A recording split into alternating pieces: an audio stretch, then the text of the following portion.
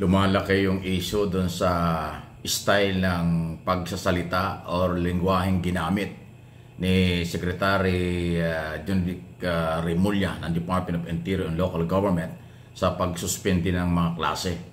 Na style pala niya yun dahil lang siya ay governor ng Cavite. Parang dinadaan niya minsan sa biro, pero sabi niya galing sa kanya yun at di naman niya magbabago doon sa kanyang style. Ganun pa man, lumaki ito dahil pinapalabas na masama, hindi daw seryoso, dinadaan daw sa biro itong tungkol sa kalamidad. Si Vice President Sara Duterte hiningan po ng reaksyon tungkol dito. Meron siyang paliwanag dito na iba daw yung halimbawa opisina, institusyon, totoo yun, kaysa sa yung tao. Katulad daw niya, Vice President at saka yung Office of the Vice President. Ito pakinggan ninyo bago natin ipaliwanag ng mabuti kung ano yung kanya sinasabi.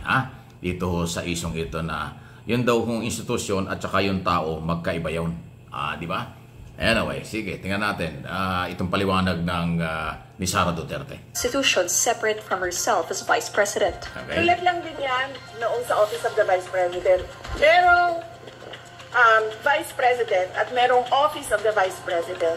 Iba yung institusyon, iba yung tao. Yes. Okay? Kaya kami merong spokesperson for the Office of the Vice President kasi yung institusyon, meron silang mga ginagawa na trabaho, may projects, may serbisyo, at merong boses yung Office of the Vice President. So, kapag nandun ka, makikita mo, very professional yan sila. Pero pagdating naman sa Vice President, ako, yung tao, iba din yung boses ko. So, kung galing yan sa DILG official account, and they have to be professional. Correct. Hindi ko sinasabing hindi pwede maging professional ang pero the person can express, has the freedom of expression. An institution does not have the freedom of expression. Yeah, okay. Pero ganito lang, Vice President. Diba? Mahalaga kasi na yung institusyon, kung konektado ka ron sa isang particular na institusyon o opisina, dapat laging dala-dala yun. Katulad yan, Vice President. Hindi mo pwedeng ihiwalay na sasabihin ko kung ano man ang gusto kong gawin at sabihin kasi ako ay tao. Pero tao ka nga. Pero Vice President ka pa rin. Kahit saan ka magpunta, Vice President ka ng bansa. Kahit saan ka magpunta, dala-dala mo yung iyong posisyon as Vice President. Dahil pag ikaw ay nagpunta at nagpakilala sa isang tao, hindi mo naman sasabihin, ako si Sara Duterte. Ako ay Vice President ng Pilipinas. O, di ba? So, yung institusyon, laging dala-dala yun. Hindi pwedeng paghiwalayin. Para po sa inyong kalaman, mga kababayan, hindi tayo nagmamagaling. Paalala lang ho, para hindi ho nalilinlang ang mga tao at nagiging dapat nakukontrol ang sitwasyon. Kasi pag pumasok ka sa gobyerno, elected, appointed ka, or career official ka, dapat papangalagaan mo sa lahat ng oras at pagkakataon ang institusyon. Magpunta ka sa abroad, yung institusyon pa rin ng Pilipinas, dala-dala mo yan kung ano ang posisyon mo. Kaya nga pag nagta-travel, ang isang government official, may travel authority. Ibig sabihin, official yung biyahe mo. So pagdating mo sa abroad kung saan ka pupunta, yung institusyon, dala-dala mo. Ay ang Vice President, kahit na walang travel authority yan, Vice President yan ng bansang Pilipinas. Kahit saan sa buong mundo, dala-dala mo yun. Hindi mo pwedeng ihiwalay yung sarili mo kaysa doon sa opisina mo. Sinasabi ni Sara, ganun eh. Pwede, magkaiba raw yun. Katulad daw ng Office of the Vice President, merong institution daw yun, may spokesman. Yung ginagawa nila, gawin nila. Pero siya daw, bilang tao, iba yun. Hindi pwedeng mag-iba. Pwede lang kayong maghiwalay kung hindi ka na Vice President. Kung hindi ka na konektado sa isang particular government office, local or national sa ating bansa. Pag hindi ka na konektado, personal na yun. Wala nang pakialam ang tao doon.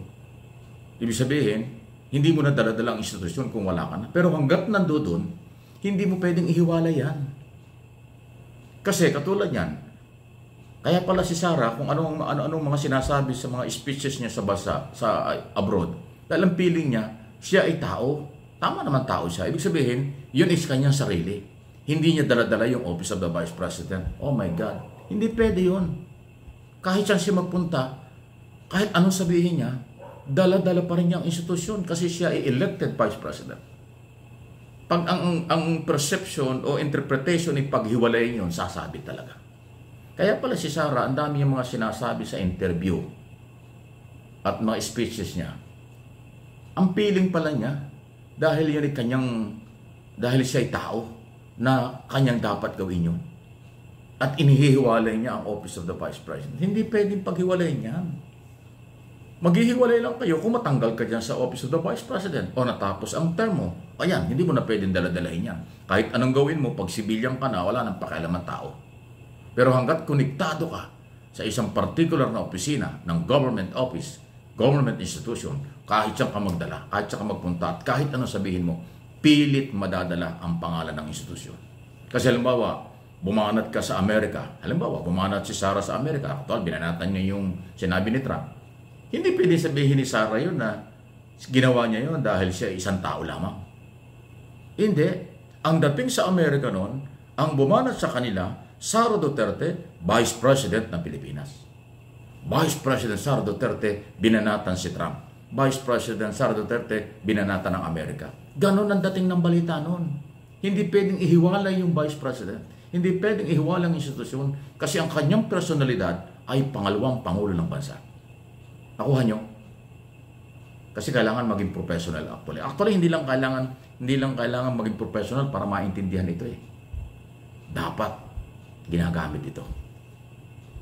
Kaya huwag kayong papasok sa gobyerno nang hindi nyo alam ang trabaho at hindi nyo alam ang responsibility, accountability. Transparency, responsibility, and accountability. Pag hindi nyo alam yan, huwag kayong pumasok sa gobyerno. Sasabit at sasabit talaga. Alam ko yan kahit wala ako sa gobyerno. Kasi naman kahit wala ka sa gobyerno, dapat alam mo yun eh. Responsibility and accountability. Kahit saan yan. Kahit sa pribadong sektor. Kailangan yun. E di lalo sa gobyerno. Institusyon ang pinag-uusapan. So, Sara Duterte, kung yan ay yung paniniwala, sa akin tingin, mukhang malayo. Hindi pwedeng paghiwalay niyan. Iso lang po. Walang personalan. Kailangan ko lang i-establish ano ang accountability, responsibility, at transparency na pinag-uusapan. Merong accountability ka, Vice President. Hindi mo pwedeng iwalay ang iyong sarili sa iyong opisina bilang institusyon. Ganun yung dating. Okay? Kahit si Rimulya, sabi niya, biro yan, style na yun. Hindi niya pwedeng ihiwalay ang kanyang posisyon as DILG Secretary. At inamin naman niya, nagsorry nga siya. Yun daw ang ugali niya, ganun daw siya magsalita. So nagsosorry siya. Alam niya yung pananagutan. Pero hindi daw niya babaguhin, style niya yun. At least nagsorry, alam niyang mali. Pero hindi niya sinabing ginawa niya yun bilang tao. Tao lamang.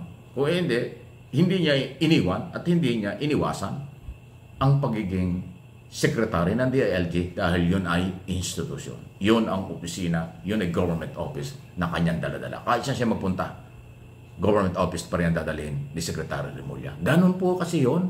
Pag hindi nyo alam, ulitin ko huwag kayo pumasok sa gobyerno, magtatawanan kayo.